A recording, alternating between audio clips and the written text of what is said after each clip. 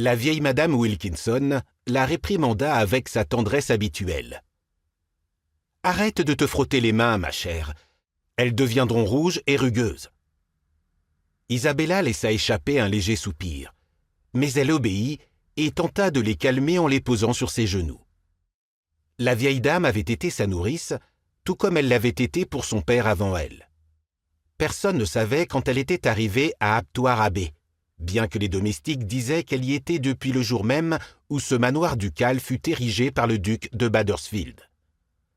Mais cela relevait de l'absurde, car c'était à l'époque de la reine Marie.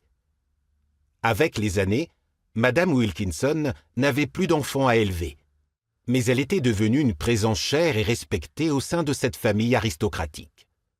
Isabella regarda de nouveau la porte élégante, en bois peint en blanc et doré, qui menait à la chambre de son grand-père. Depuis 3 jours, elle ne l'avait pas quittée, et même les suppliques bienveillantes de Madame Wilkinson n'avaient pu la faire s'éloigner du chevet de son bien-aimé grand-père.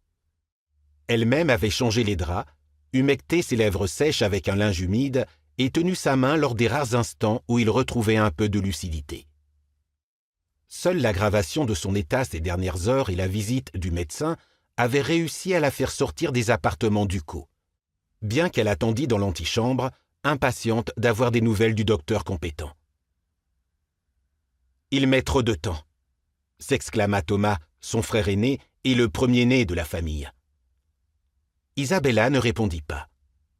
Elle avait elle-même l'impression que les quelques minutes passées par le médecin dans la chambre duraient des heures, et savoir que son grand-père était entre de bonnes mains n'atténuait pas l'angoisse provoquée par l'incertitude.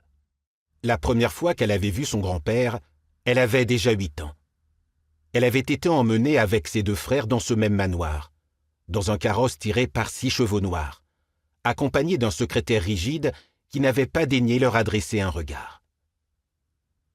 Personne ne leur avait expliqué ce qui était arrivé à leurs parents, bien qu'avec le temps, elle apprit qu'ils avaient péri près de la côte génoise, lorsque le bateau qui les ramenait de Naples avait sombré sous les vents violents d'une tempête.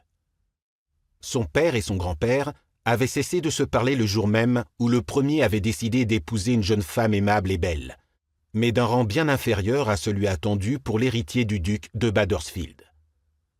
Ni le duc ni son fils n'avaient cédé, et la mort tragique en mer avait rempli l'aristocrate de remords au point qu'il décida de tout offrir à ses pauvres petits-enfants orphelins qu'il n'avait jamais rencontrés.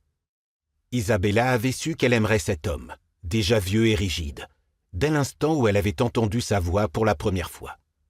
Lorsque l'immense carrosse s'était arrêté devant les murs centenaires d'Aptoire Abbey et qu'un coup de tonnerre avait retenti au-dessus d'eux, la porte du manoir s'était ouverte et la silhouette maigre du duc s'était révélée. Elle se souvenait encore de ses frères qui avaient reculé, effrayés. Hermann, le plus jeune, cherchant la main de l'aîné, et Thomas tentant de ne pas laisser transparaître la peur qui brillait dans ses yeux. Seule Isabella était restée immobile, bien que son petit cœur battît à toute allure.